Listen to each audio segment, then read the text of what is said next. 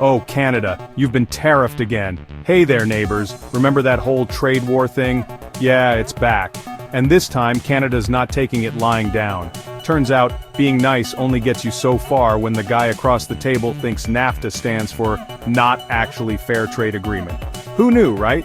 So buckle up, Buttercup, because things are about to get interesting. Think less peace, order, and good government, and more passive-aggressive politeness with a side of economic retaliation. You know, just another day in the Canada-US relationship. Let's talk numbers, shall we? Canada just slapped a cool $29.8 billion worth of tariffs on US goods. Steel, tariffs, aluminum, you betcha. Computers? Yep, those too. It's like a patriotic shopping spree, but instead of buying things, Canada is making them more expensive. Now, some folks might say, John, isn't that a bit harsh? To them, I say, did you miss the part where the US put tariffs on Canadian steel and aluminum first? It's called retaliation, folks. It's like when your sibling elbows you at the dinner table so you steal their dessert. Except in this case, dessert is billions of dollars. But wait, there's more. Remember those earlier tariffs I mentioned?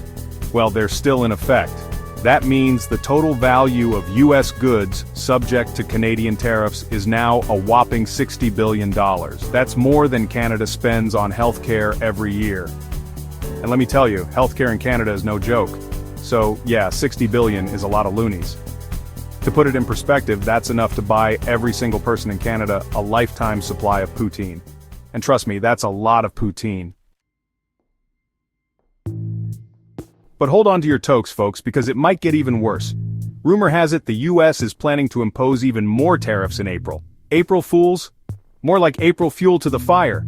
If that happens, Canada is ready to retaliate with tariffs on another $100 billion worth of US goods. That's right, 100 billion. At this rate, we're going to need a bigger spreadsheet, and possibly a team of therapists to help us all navigate this increasingly complicated and passive-aggressive economic relationship. Section 5. Unjustified doesn't even begin to cover it. Now, you might be wondering, what's the deal with all these tariffs anyway? Well, the US claims it's all about national security. Apparently Canada is such a threat that the US needs to protect itself from cheap steel. I mean, come on, Canadian officials have called the US tariffs unjustified, bogus, and insulting. And frankly, they're not wrong. Canada is one of America's closest allies and trading partners. We're practically family. Or at least, we were until this whole trade war thing started. Section 6, Trump's tweets versus Trudeau's truth bombs. And then there's the rhetoric. Oh boy, the rhetoric. US President Trump has been busy on Twitter, threatening to ruin Canada economically, and even suggesting that Canada should become the 51st state. Because, you know, adding another country to your own is always a good idea. Canadian leaders, on the other hand, have been surprisingly, well, Canadian about the whole thing.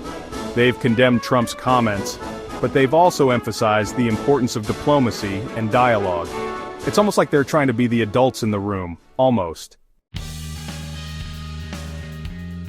Section 7, Metals and Motors feeling the heat. But let's get real for a second. This trade war isn't just about politics and hurt feelings, it's also about real people's livelihoods. The tariffs are already having a negative impact on industries in both countries, particularly the metal processing and automotive sectors. In Canada, companies are laying off workers because of the uncertainty and instability caused by the tariffs. And in the US, businesses are facing higher prices for raw materials, which could lead to higher prices for consumers. Nobody wins in a trade war, folks. Section 8, the economy. It's not a hockey game, but someone's losing. And then there's the broader economic impact. The Canadian economy is already feeling the pinch of the tariffs, with exports to the US declining and economic growth slowing. And while it's still early days, the trade war could eventually have a significant impact on the US economy as well. Look, I'm no economist, but even I can see that this trade war is bad for business. It's like shooting yourself in the foot with a hockey stick. You might score some points in the short term, but in the long run, you're just going to end up hurting yourself. Section 9. Can diplomacy save the day and the maple syrup? So what's next? Well, Canadian and US officials are still talking, which is a good thing.